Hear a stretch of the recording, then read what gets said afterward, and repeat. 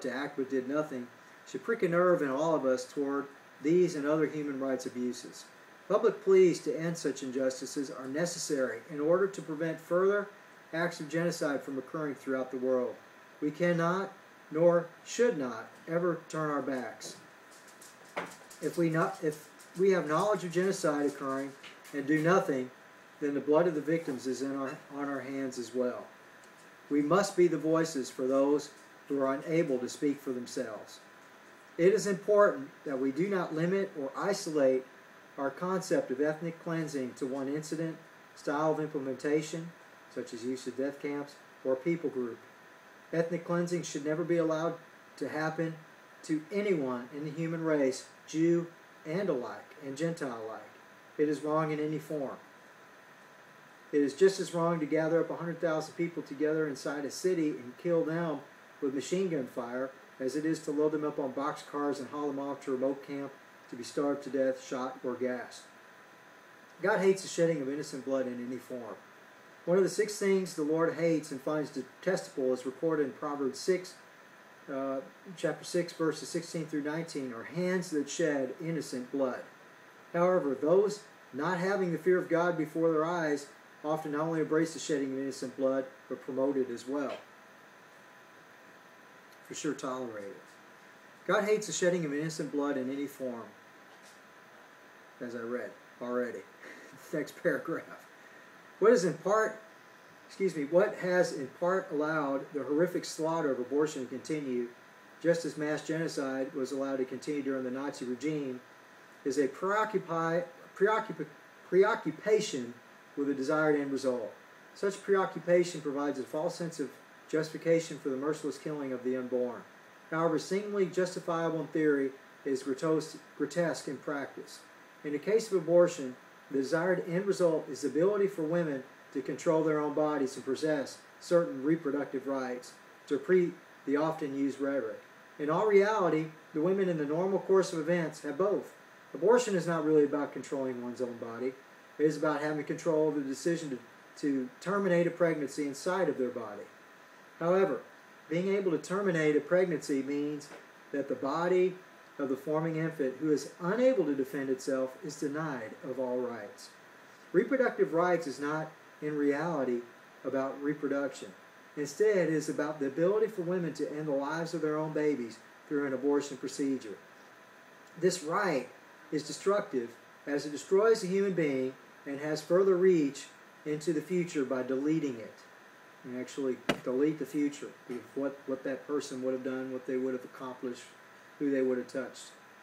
We will never know what the individual would have become and the positive impact their gifts would have brought society and our country. Teachers in our country often use the phrase, when you touch a child, you touch the future.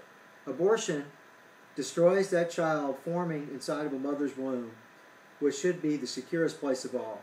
The future of that child is not only terminated, but deleted as well. There will always be a void where that person should have been. I am reminded of the old Jimmy Stewart movie, It's a Wonderful Life.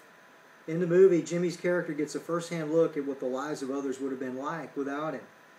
He sees how his life would have been drastically different future without him. He sees how the town that he loved would have fallen under the control of the covetous Mr. Potter. He sees how the people that he served on through his work at the savings and loan would have been a bleak future without him being there to touch their lives. In life, we touch so many others. We will not know this side of heaven what has been lost from the largely worldwide abortion holocaust. In the pro-abortion argument, a desire to cover over consequences of immoral sexual behavior offers a quick solution to what is perceived to be a problem, as if babies are a problem. The current cultural norm of sexual activity and relationships outside of traditional marriage bonds being normal, traditional marriage bonds being normal must be challenged, as it often occurred to anyone that the conventional wisdom of the day is wrong. After all, Columbus proved that the earth was round when everyone believed it was flat. However, increased tolerance and acceptance has allowed for the spread of sexual lifestyles that are immoral to thousands of American young people. We must judge ourselves as a people on this issue. It appears that the babies have become the collateral damage of a selfish and reckless sexual lifestyle. Often the desired goal is elevated to a higher level of importance than the means used to get us there. Failure to recognize the personhood of the Jewish people was an underlying crime committed by the Nazis. The results or consequences resulting from the stripping of human dignity were horrific. However, it all started with a motivation or attitude that was evil. Denial of personhood is the crime of those who have made the way legally for abortion on demand to be practiced. This can be heard in the original argument of Roe v. Wade, in which it is argued that a baby only has constitutional rights once it is born. Unfortunately, this argument was successful in this case. The consequences of the justice's decision has spanned almost 30 years. That was the time of this writing. Now it's been 40 years. This was first written a decade ago in early 2001, prior to 9/11.